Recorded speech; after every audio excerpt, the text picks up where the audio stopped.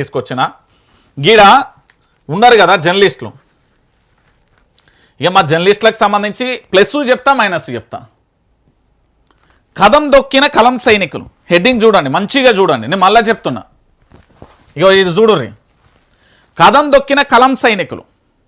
కలం దేనికోసం? ఏదైనా ఒక గ్రామంలో కనీసం తినడానికి తిండి లేక, ఉండడానికి ఇల్లు లేక, కట్టడానికి బట్ట లేక, చేయడానికి ఉద్యోగం లేక, వాళ్ళు అనాథలా మారకూడదు, వాళ్ళ జీవితాలను వెలుగులోకి తీసుకొచ్చి ప్రభుత్వం ముంగట ఉంచి వీళ్ళకి ఏదో ఒక న్యాయం చేయండి అని చూపెట్టే కలమ్మ తల్లి బిడ్డలే జర్నలిస్టులు. అలాంటి కలమ్మ తల్లి బిడ్డలకు ఈ తెలంగాణలో దక్కిన గౌరవం ఏంటంటే నిన్న అరెస్టులు. చాలా బాధ అనిపించింది.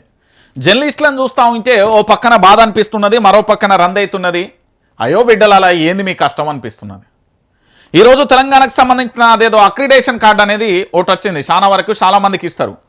ఇయో గీ వీళ్ళకే ఇస్తాం, ఇయో గీ వీళ్ళకి ఇయ్యం, గీ వీళ్ళకే ఇస్తాం, గీ వీళ్ళకి ఇయ్యం. మీరు ఎవరైనా నిర్ణయించడానికి నాకు అర్థమవుతలేదు.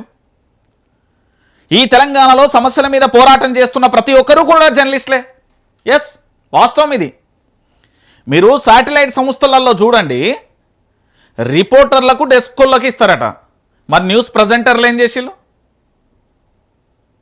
ఎడిటింగ్, గ్రాఫిక్స్ వాళ్ళందరూ చేసేటోళ్ళు 24 గంటలు సిస్టంలో ముంగట ఒక్కున్నారు. వాళ్ళు ఏం కావాలి? వాళ్ళు జర్నలిస్టులు కాదా? ఏదైనా ప్యాకేజ్ని అద్భుతంగా తీర్చిదిద్దేటోళ్ళు వాళ్ళేం కావాలి? ఇవన్నీ వద్దట. మళ్ళీ ఇంకొకటి ఏంటంటే యూట్యూబ్ ఛానళ్ళకి సంబంధించి కూడా ఇయరటాలు. లోకల్ ఛానళ్ళకి సంబంధించి రోజు 3-4 బులెటిన్లు ఉండాలట, గవించనే ఇస్తారట. ఆ చిత్రం బలారే చిత్రం కూడా నా చేతికి వచ్చింది. మీకు కూడా అది కూడా చూపెడతా. ఈ జర్నలిస్టుల పోరాటం ఎట్లుంటుంది, ఏం కథ అనేది అన్ని ఇవాళ పూసగుచ్చినట్టు మీకు చెప్పే ప్రయత్నం చేస్తా. ఎందుకు అనేది తెలంగాణ ప్రాంతంలో ఉన్న ప్రతి ఒక్కరికి కూడా దయచేసి ఆలోచించండి. నేను మళ్ళీ చెప్తున్నా. ఒక్కసారి నా దగ్గరికి వచ్చిన ముచ్చట ఏంటంటే, ఇగో ఇనుర్రి, వీళ్ళు కొత్త అక్రిడేషన్ కార్డుకు సంబంధించిన జీవో వచ్చింది. ఈ జీవో ఏం చెప్తున్నది? ఒక్క నిమిషం. జీవో నెంబర్ ఎంత?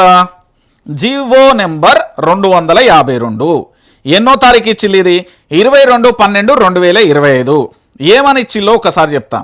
రాష్ట్రంలోని జర్నలిస్టులకు ఇచ్చే మీడియా అక్రిడేషన్ కార్డుల విషయంలో రాష్ట్ర ప్రభుత్వం కీలక నిర్ణయం తీసుకుంది. 2016 నాటి పాత నిబంధనలు రద్దు చేస్తూ తెలంగాణ మీడియా అక్రిడేషన్ రూల్స్ 2025ని ఖరారు చేస్తూ జీవో నెంబర్ 252ను విడుదల చేసింది. కొన్ని నిబంధనలు పెట్టింది. ఏంది?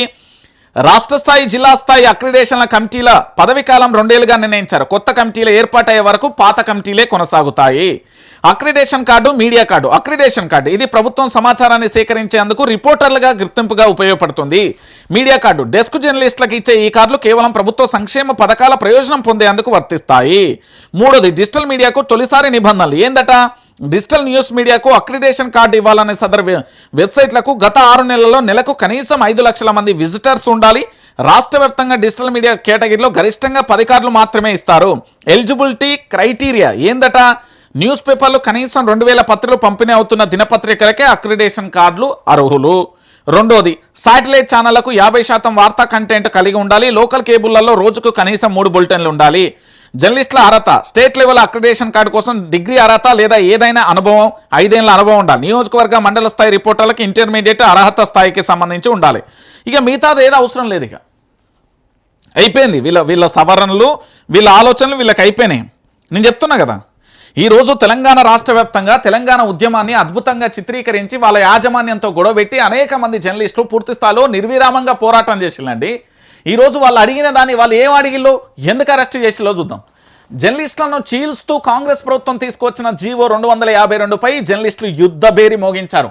కొత్తగా తీసుకువస్తున్న 2 కార్డుల అక్రిడేషన్ విధానాన్ని వ్యతిరేకంగా శనివారం 33 జిల్లాల కలెక్టరేట్ల ముందు నిరసన చేపట్టారు. Telangana union of working journalist H143 TJF DJTF సంఘాల ఆధ్వర్యంలో డెస్క్ ఫీల్డ్ జర్నలిస్టులు కథం తొక్కారు.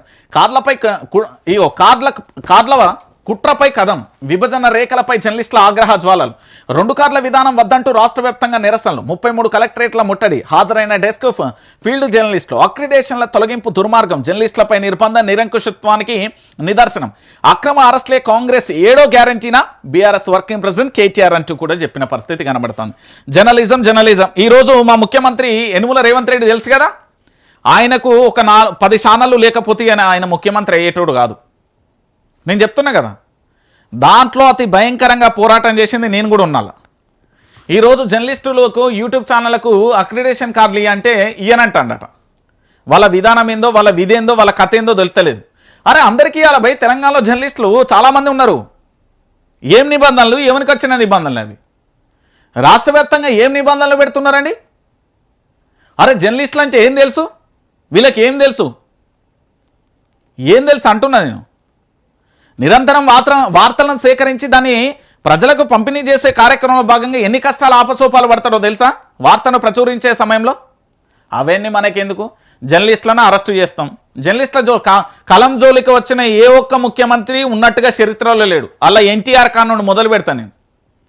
జర్నలిస్టుల జోలికి వచ్చి ప్రభుత్వాన్ని చక్కగా నడిపి 5 ఏళ్ల పాటు ఉన్న ముఖ్యమంత్రి ఎవ్వరు లేరు. నేను చెప్తున్నా కదా, ముఖ్యమంత్రి విధి విధానాలు మార్చుకొని జర్నలిస్టుల పట్ల ఒక మంచి సదుద్దేశంతో ఉండాలి, దురుద్దేశంతో ఉండద్దు. వీడు నాకు సపోర్ట్ చేసిండు, వీడే జర్నలిస్టు, వాడు సపోర్ట్ చేయలే, వాడు జర్నలిస్టే కాదు. అరే దారుణం ఏంటంటే ఇంటర్ఫేలోలను తీసుకొచ్చిన వీళ్ళు జర్నలిస్టులు, వాళ్ళు జర్నలిస్టులు అని చెప్పేసి స్టేట్ లెవెల్లో, రాష్ట్ర స్థాయిలో ఇతరత్ర చేస్తున్నారు. చదువులో కొన్ని వ్యక్తులు ఓకే నేను యాక్సెప్ట్ చేస్తున్నాను, కానీ జర్నలిస్టులు అంటే అందరూ వస్తారు కదా, కొన్ని వర్గాలకే ఎందుకు కేటాయిస్తున్నాం? ఇదేం రాజ్యం అయ్యా?